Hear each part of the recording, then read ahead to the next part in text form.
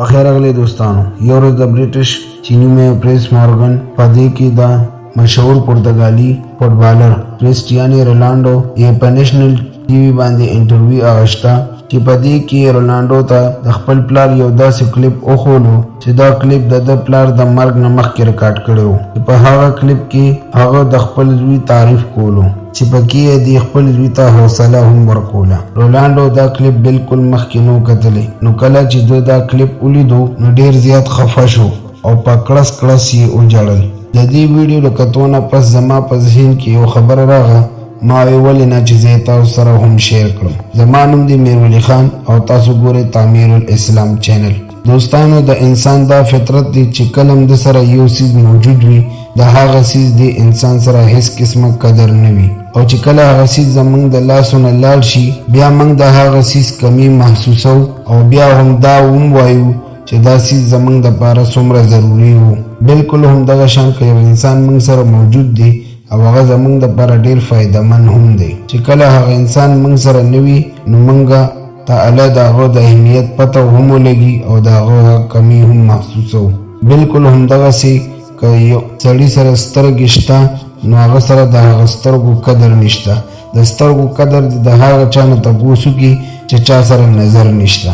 بالکل همدغسې که یو سړي سره خپې نشته نو د خپو د قدر تپوس دی د ګوټ سړي نه وکړی شي. که یو سړی په غوږو کوڼ دی نو د غوږونو اهمیت معلومات دی د کوڼ سړي نه وکړي. په دې کې چې د انسان سره یو څیز هم کم وي نو هغه وایي چې زه د دنیا ټول دولت خرڅ کړم خو ځان ته یې دا کمی برابر کړم. که څوک د مور پلار د قدر تپوس کول غواړي نو د هغه چا نه دې وکړي چې د چا مور پلار نشته. د کومو خلکو مور پلار نشته هغه خلک به زما په دې خبره ډېر ښه پوهېږي. نن په دې مصروفه روټین کې موږ دومره مصروفه شوي یو چې موږ سره د خپل مور پلار دپاره هغو ټیم نشته.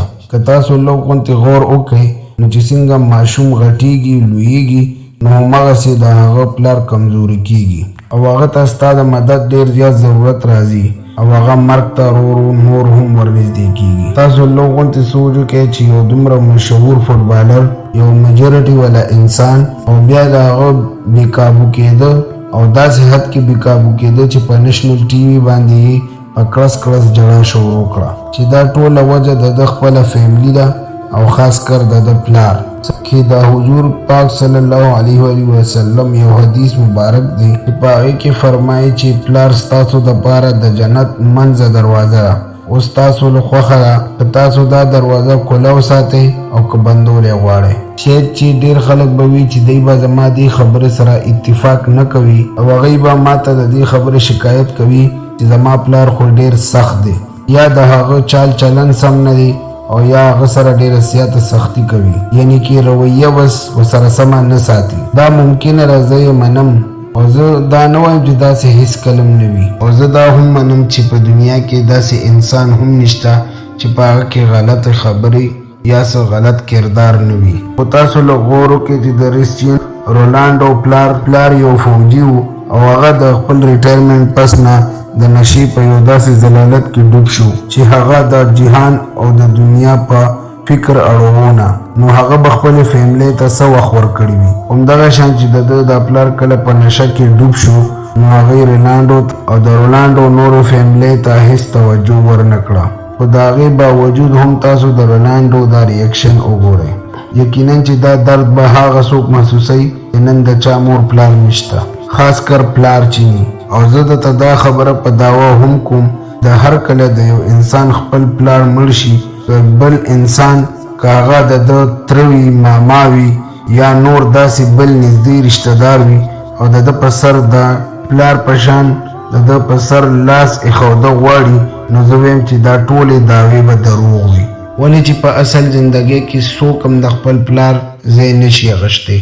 د نن د دې تیز ترینې زندګۍ او ډېر نږدې سهولتونو موږ داسې وړاندې کړي یو او ما ته دا هم یاد دي چې زموږ په ګریجویشن کتابونو کې یو کتاب کې یو چپټر و چې د هغې نوم و 3 days to see.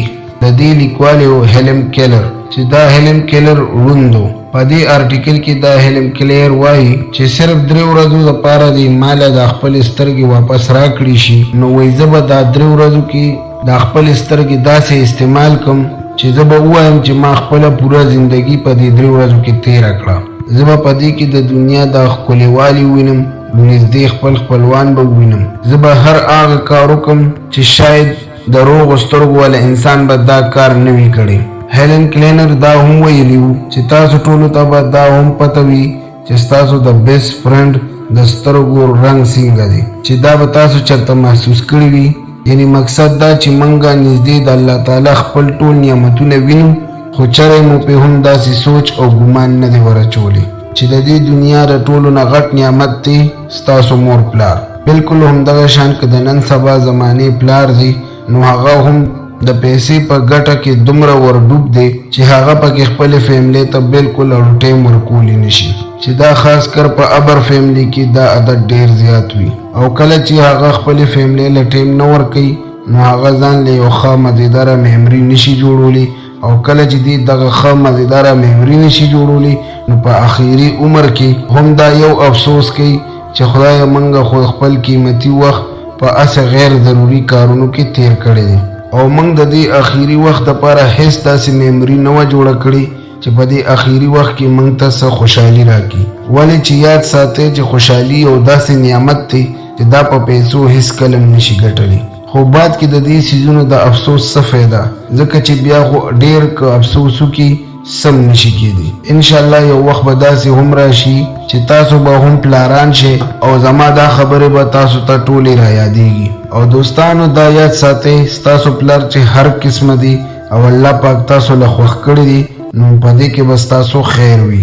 که ستاسو پلار ډېر سخت مزاج او ډېر سخت انسان وي او ستا د هغه عادتونه بالکل خوښ نه وي، او که بیا هم سوچ وکړئ، نو په دغې کې به هم الله پاک ستاسو دپاره خیر ایښی وي، چې دا به پکې تاسو په خپله تلاش کوئ. کیدای شي چې د هغه سختي تاسو د دې معاشرې په دننه د زندګۍ د تیرولو طریقه ښایي، او د معاشرې په دننه سختۍ تکلیفونو باندې تاسو برداشت کوئ، او په دې کې به ستاسو فایده هم وي. او کله چې تاسو هم اسلام پړاو کې، نو د اسلام په تاریخ کې حضرت عمر، حضرت خالد بن ولید چې دا دواړه څومره غټ جنگجو مجاهدین او د څومره سخت بدن او د څومره سخت زړه مالکان وو، چې دوی هم د خپل پلار په مرګ باندې له ماشومانو غوندې په کړس کړس جړاګانې کړې وي. ولې چې پلار خو پلار وي که نه. تاسو ته زه دا یوه خبره بله هم کوم چې د حضرت عمر رضی الله تعالی عنه پلار مشرک و او ډیر زیات سخت هم و.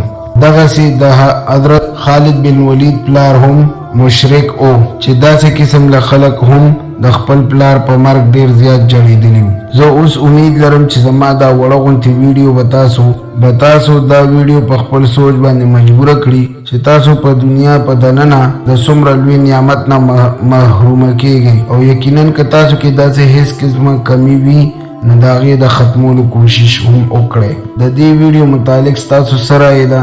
تاسو خپل رایې موږ ته په کمنټ سیکشن کې لازمي ووایئ، او دې نه پس به زه تاسو سره ملاویږم په یو بله نوې انټرسټینګ ویډیو کې، چې تاسو تر هغه ټیمه پورې د خپل ځان زیات خیال ساتئ، او ما هم په خپلو دعاګانو کې یاد ساتئ. د الله په امان.